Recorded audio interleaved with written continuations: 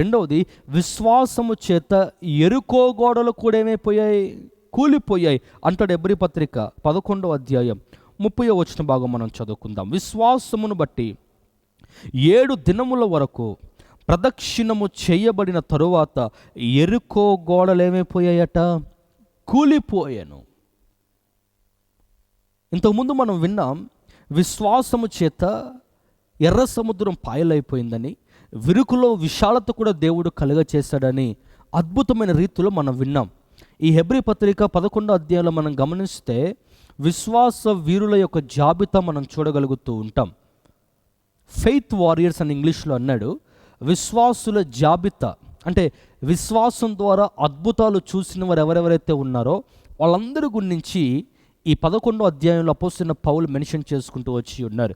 రెండో విభాగంలో మనం గమనిస్తే మీరు చూడండి, విశ్వాసమును బట్టి 7 దినముల వరకు ప్రదక్షిణము చేయబడిన తర్వాత ఎరుకో గోడలు ఏమైపోయాయట, కూలిపోయాయి. మనందరూ తెలుసు, యెహోషువ నాయకత్వంలో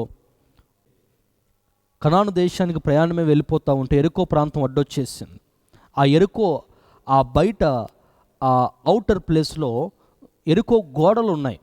మీరు అనుకోవచ్చు, ఎరుకో గోడలు అంటే చిన్నయేమో అనుకోవచ్చు కదా. మీరు చూస్తున్నారు కదా ఈ దృశ్యాన్ని. ఈ దృశ్యంలో కనబడుతున్న ఎరుకో గోడలు చాలా దళసరి. అవి ఏదో గడ్డ పలుగుతోనో, లేకపోతే ఏదో సుత్తితోనో, లేకపోతే ఏదన్నా పరికరాలు తీసుకొని పగలగొట్టేది కాదు. అది వాటి ద్వారా చాలా ఎత్తుగలిగినవి, చాలా దళసరిగా ఉంటాయి ఎరుకో గోడలు, చాలా మందముగా. ఎరుకో గోడల వెడల్పు చాలా పెద్దది, ఎత్తు చాలా ఉండేదట. మరి ఈ ఎరుకో గోడలు అడ్డొచ్చేస్తాయి, ద్వారాలన్నీ కూడా మూయబడ్డాయి. నేను అంటాను, కొన్నిసార్లు నీ జీవిత ప్రయాణంలో అపవాది ద్వారాలు మూస్తాడు. ఖచ్చితంగా ద్వారాలు మూస్తాడు అపవాది. మానవ జీవితం ఒక ప్రయాణంతో కూడింది. Especially Christian life is a journey. క్రైస్తవ జీవితము ఒక ప్రయాణముతో కూడిన జీవితము. ఈ జీవిత ప్రయాణములో కొన్నిసార్లు అడ్డంకులు ఉంటాయి, కొన్నిసార్లు అవమానాలు ఉంటాయి, కొన్నిసార్లు గచ్చ పొదలు ఉంటాయి, కొన్నిసార్లు ముళ్ళ పొదలు ఉంటాయి, కొన్నిసార్లు ఈ దారి మధ్యలో భయంకరమైన బండరాళ్ళు ఉంటాయి. అవే సమస్యలు, శోధనలు, ఇరుకులు, ఇబ్బందులు, ప్రతికూలమైన వాతావరణాలు, అవమానాలు, నిందలు, కన్నీరు, దుఃఖము, వేదన, ఇవన్నీ కూడా ఈ క్రైస్తవ యాత్రలో ఉంటాయి. ఇవన్నీ దాటుకొని ముందుకు వెళ్ళేవాడే నిజమైన క్రైస్తవుడు. అమ్మమ్మో నాకు సమస్యలు వచ్చాయి, నాకు అడ్డురాళ్ళు పడ్డాయి, స్పీడ్ బ్రేకర్లు పడ్డాయి అని చెప్పేసి స్పీడ్ బ్రేకర్లను భయపడ్డావు అనుకో, నీ జీవితం అంతా కూడా బ్రేకే. Full stop పడిపోద్దిగా. ఎన్ని స్పీడ్ బ్రేకర్లు వచ్చినా, ఎన్ని ప్రతికూలమైన వాతావరణం వచ్చినా, ఎరుకో గోడలు అడ్డొచ్చినట్టుగా ప్రజలకి నీ జీవితంలో ఎన్ని గోడలు అడ్డొచ్చినా నువ్వు వాటికి భయపడద్దు. విశ్వాసము చేత ప్రతి గోడను కూడా కూల్చుకొని ముందుకు ప్రయాణం చేయుదువుగాక. ఆమెన్. ఆమెన్ చెప్దామా గట్టిగా? హల్లెలూయా. ఎరుకో గోడలు అడ్డొచ్చేస్తాయి, ద్వారాలు మూయబడ్డాయి. ప్రజలు చూస్తున్నారు, ద్వారాలు ఎక్కడైనా తెరుచుంటాయా? ఏ ద్వారం అయినా తెరుచుంది? అరే యెహోషువ అన్నాడు, అరే వెళ్ళి చూడరా, ఆ ద్వారం అయినా తెరుచుంది, వాడు చివరి నుంచి వెళ్ళిపోతాం. ఇంకొకటి ఇటు పంపించాడు, నువ్వు ఇటు వెళ్ళి చూడరా,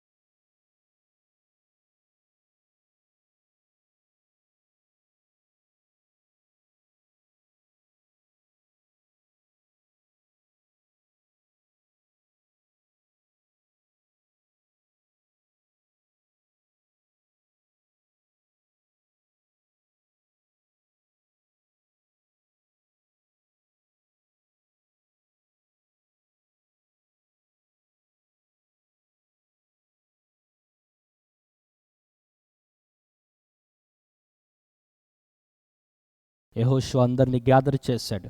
దేవుడు చెప్పాడు, యెహోషువ ఇదిగో యెరికో గోడల చుట్టూ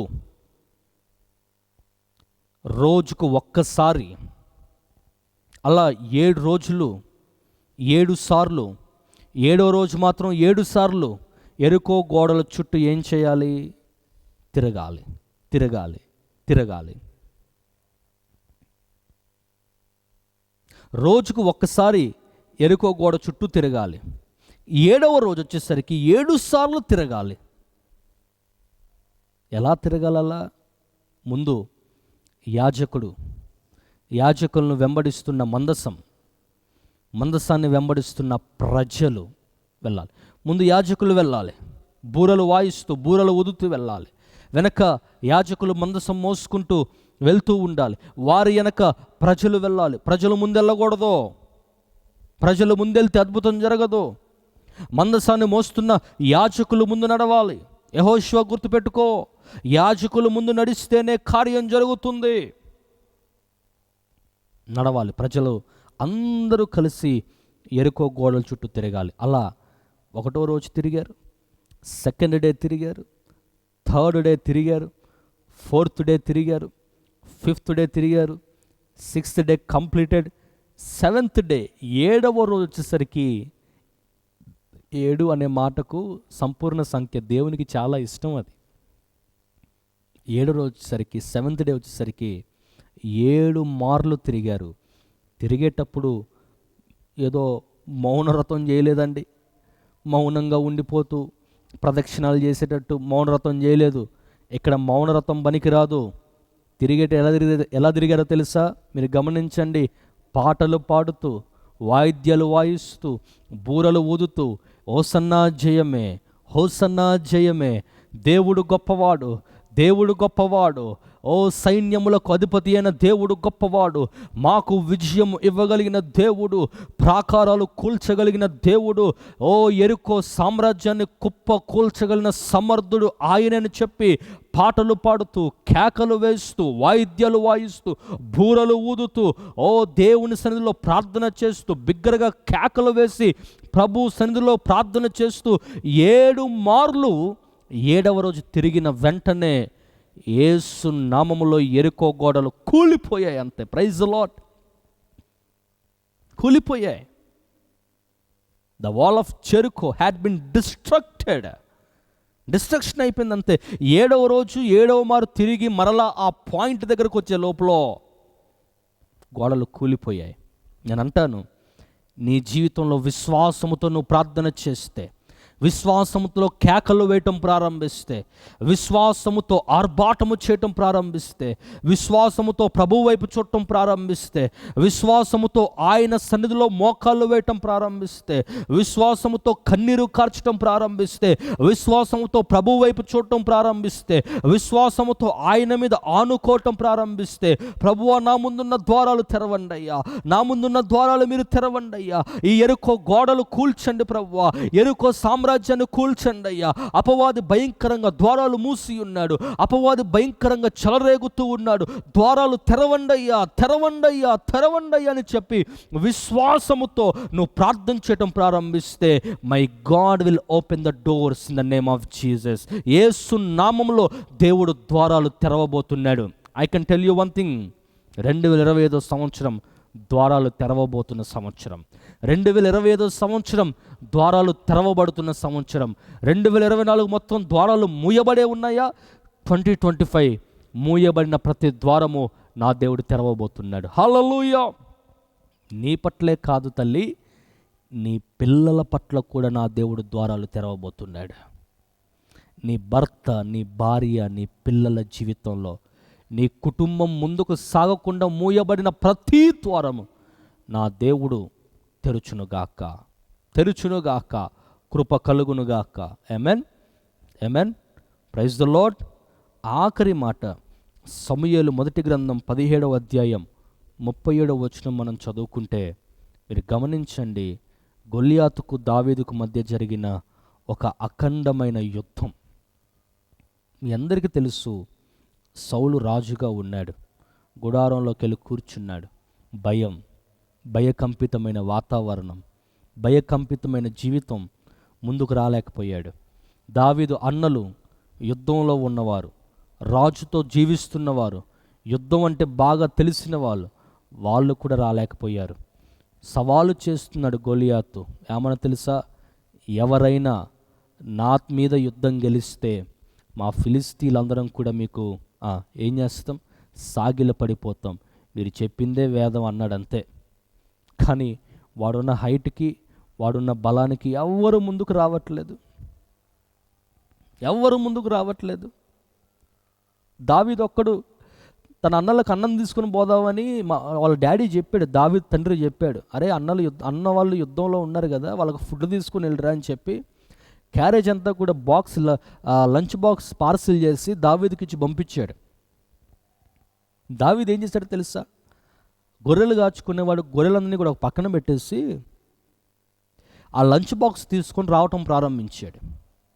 దూరం నుంచి చూస్తూ ఉంటే అక్కడ గుంపు ఊడిపోయి జనాలు ఉన్నారు, గ్యాదర్ అయిపోయి ఉన్నారు. దావీదుకి అర్థం కాలే, ఏం జరుగుతుంది ఇక్కడ, ఏంటి ఇంత పెద్ద గుంపు ఇక్కడ ఉంది, ఏం జరుగుతుంది, మధ్యలో ఎవడో అంతెత్తున్నాడు, ఆడేంది అలా మాట్లాడుతున్నాడని చెప్పేసి దావీదుకు సన్నివేశం అర్థం కాలే. దగ్గరికి వెళ్ళిపోయాడు. అప్పుడు తన అన్నలను అడుగుతున్నా, అన్న ఏమైందన్నా, అన్నలారా ఏమైంది? ఇలా అంటున్నాడురా, సవాల్ చేస్తున్నాడు, నా మీద యుద్ధం గెలిస్తే ఫిలిస్తీన్లందరం కూడా మేము చెప్పండి, ఫిలిస్తీన్లందరం కూడా సాగిలి పడిపోతామని చెప్పేశాడు అని చెప్పి వాడు సవాల్ చేస్తూ అంటున్నాడు. సవాల్ చేస్తూ మాట్లాడుతున్నారంటే దావీదు అంటాడు, మరి మీ అందరికి ఎట్లానో యుద్ధం చేయటం చేతవ్వదు, నేను యుద్ధం చేస్తాను, నేను పోరాడతాను అని చెప్పి యుద్ధానికి బయలుదేరుతూ ఉన్నాడు. వాడి దగ్గర కవచం ఉంది, ఖడ్గం ఉంది. యుద్ధానికి ఒక సైనికుడు వెళ్ళేటప్పుడు ధరించుకోవాల్సిన ప్రతి సామగ్రి వాడి ఒంటి మీద, శరీరం మీద ఉంది. దావీదుకి ఏమీ దావీదుకు లేదండి. అయినా అంటున్నాడు, నేను వెళ్తాను, యుద్ధం చేస్తాను. ఈ లోపల అన్నలు అంటున్నారు, ఊరే బొడ్డోడ, నువ్వు గింతంత ఉన్నావు, మేము ఇన్ని సంవత్సరాల నుంచి యుద్ధంలో ఉన్నాం, మేమే వాడి మీద యుద్ధం చేయడానికి భయపడుతూ ఉన్నాం. నువ్వు గింతంత ఉన్నావు, వాడేమో 6 మూల జానుడు ఉన్నాడు, నువ్వు గెలుస్తావు వాడి మీద, అరవకుండా వెనక్కి వెళ్ళిరా, ఆ లంచ్ బాక్స్ తీసుకొని వెనక్కి వెళ్ళిపో, లేకపోతే అక్కడ పెట్టు, నువ్వు ఇంటికి వెళ్ళిపో అంటున్నారు. మీరు గమనించండి, ఈ అన్నలకున్న స్వభావం చూసారా? వీళ్ళు ముందుకు వెళ్ళరు, వెళ్ళేవాడిని కూడా. కొన్నిసార్లు సంఘాల్లో మనం గమనిస్తే ఇటువంటి బ్యాచ్ ఉంటారండి, వాళ్ళు ముందుకెళ్ళరు, వెళ్ళే వాళ్ళను కూడా వాళ్ళు పరిచర్య చేయరు, చేసే వాళ్ళను కూడా చేయనివ్వరు. వాళ్ళు పాటలు పాడరు, పాడే వాళ్ళ మీద రకరకాలైన నిందలు. వాళ్ళు ఎలా అన్నారండి, ఇలా చేస్తున్నారటండి, ఇట్లా చేస్తున్నారటండి, అట్లా అంటండి. వాళ్ళేం పాడతారండి, వాళ్ళు పాడింది పాటని నేను పాడితే ఉంటుందండి, నా గళానికి అందరూ కూడా ఫ్లాట్ అయిపోవాల్సిందే, అంత గొప్ప స్వరం ఉంది నాకు. మరి వాళ్ళు పాడరు, పాడే వాళ్ళ మీద వంకలు, పరిచర్య వాళ్ళు చేయరు, చేసే వాళ్ళకి ఏదో ఒక పుల్లేస్తూ ఉంటారు. అంటూ ఉంటాడు, ఏంటి పరిచర్య చేస్తున్నావా, ఇన్ని సంవత్సరాలు మేము చేసాం, మాకేం ప్రతిఫలం వచ్చింది, నీకు కూడా ఏమి రాదులే కానీ అక్కడ పడేసి వచ్చేసేయి. అరే వాడు చక్కగా పరిచర్య చేస్తా, నీకెందుకు ప్రతిఫలం? నీకు దుర్మార్గమైన బుద్ధి ఉండబట్టే ప్రతిఫలం రాలేదు. వాడు మంచి మనసుతో చేస్తున్నాడు కదా, వాడికి వచ్చేది ప్రతిఫలం. వీడికి ఇష్టం లేదా ప్రతిఫలం రావటం, వీడికి ఇష్టం లేక అంటాడు, నువ్వెందుకు పరిచర్య చేస్తున్నావు? వాక్యం వినేవాడిని విన్నాడు, అస్సలు విన్నాడు వాక్యం వినేవాళ్ళని. వాళ్ళు వాక్యం వినరు, వీళ్ళు వాక్యం వినేరు. పోనీ వాళ్ళు ఏమన్నా వాక్యం వింటారా? వాక్యం వినేది లేదు, వాక్య ప్రకారం జీవించేది లేదు. వీళ్ళు కూడా వాక్యం వినే వాళ్ళని కూడా వినేవారు. వాక్యం వింటున్నావా? ఎన్ని సంవత్సరాల నుంచో మేము వింటున్నాం వాక్యం, అయ్యగారి కంటే మాకే బాగా తెలుసు ఇంక వాక్యాలు అంటారు. చూసారా, ఈ బుద్ధి సంఘాల్లో కొంతమంది జీవితాలు ఎక్కువైపోతూ ఉంటుంది. దేవుడి మహాకృపను బట్టి మా సంఘంలో అలా లేదు, కానీ కొన్ని సంఘాల్లో ఇలా జరుగుతూ ఉంటుంది.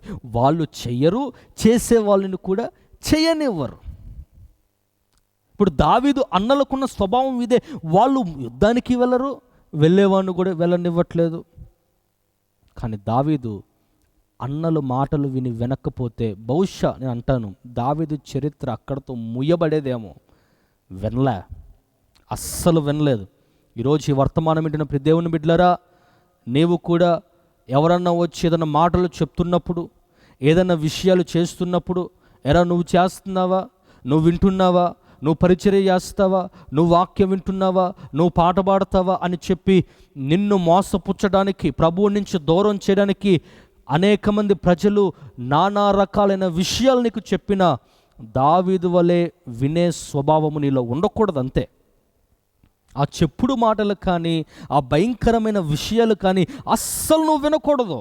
దావీదు ఒకటే ఒక స్పిరిట్, నేను గొలియాతును జయించాలి, ఇజ్రాయేలు దేవునికి విజయాన్ని తీసుకుని రావాలంతే. వెళ్ళాడు, యుద్ధానికి వెళ్ళాడు, ముందుకెళ్ళగానే వాడు వేస్తున్న సవాల్ ఏంటో తెలుసా? గొలియాతు, ఇంతున్నావు, నా మీద యుద్ధం చేస్తావా? కర్ర పట్టుకొని వస్తున్నావు, నేను ఏమన్నా కుక్కనా? I looking like a dog? ఒక బఫూన్లా కనబడుతున్నాను ఏమన్నా? కర్ర. గొలియాతుకి కర్రేమో,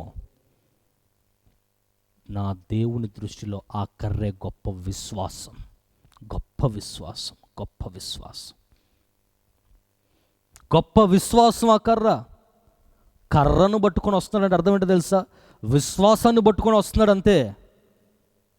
అంటున్నాడు దావీదు, జీవము కలిగిన దేవుణ్ణి తిరస్కరించుటకు నీవేపాటి వాడవు? జీవము కలిగిన దేవుణ్ణి తిరస్కరించుటకు ఈ సున్నతి లేని ఫిలిస్తీయుడు ఏ పాటివాడు? అక్కడే ఆ మాటలోనే విజయం వచ్చేసిందంటే దావీదుకి. జీవము కలిగిన దేవుని తిరస్కరించటానికి ఈ సున్నతి లేని ఫిలిస్తీయుడు వీడే అంతటి వాడు? ఒడిసెను తీసుకున్నాడు, ఒడిసెలో రాయి తీసుకున్నాడు, ఆ రాయి తిప్పి తిప్పి తిప్పి ఒడిసెను వదిలాడు. ఆ రాయి కరెక్ట్గా నొసటి మీద తగిలింది, అలా పడిపోయాడు, తల నరికేశాడు. నేను అంటాను, నీ జీవితంలో సమస్య ఉండొచ్చు, సమస్య గొలియాతులాగా పెద్దగా ఉండొచ్చు, శోధన గొలియాతు వలె పెద్దగా ఉండొచ్చు, నీ జీవితంలో ఎదుర్కొంటున్న అవమానము గొలియాతు వలె పెద్దగా కనబడవచ్చు. గొలియాతు కూడా పెద్దవాడిగా కనబడ్డాడు, ప్రజలందరూ భయపడ్డారు. అమ్మో, ఇంత పెద్దవాడా, ఇంత గొప్పవాడా, ఇంత ఎత్తున్నాడా, ఇంత బలవంతుడా, ఇంత దేవదారుణ్యం కలిగిన వాడా, మేమెక్కడ గెలుస్తాం? వాళ్ళు అనుకున్నట్టుగా నీ జీవితంలో నువ్వు కూడా సమస్యను బట్టి కొన్నిసార్లు, అమ్మో ఇంత పెద్ద సమస్య, ఇంత పెద్ద శోధన, ఇంత పెద్ద అవమానమా, ఇంత పెద్ద నిందలా అని చెప్పి నీవు కూడా కొన్నిసార్లు సమస్యను బట్టి పెద్దది పెద్దది పెద్దది పెద్దది అని చెప్పి నువ్వు అనుకోవచ్చేమో. ఒక్క మాట మీ గుండెల్లో నాటుకుపోయే మాట చెప్తాను, గుర్తుపెట్టుకోండి.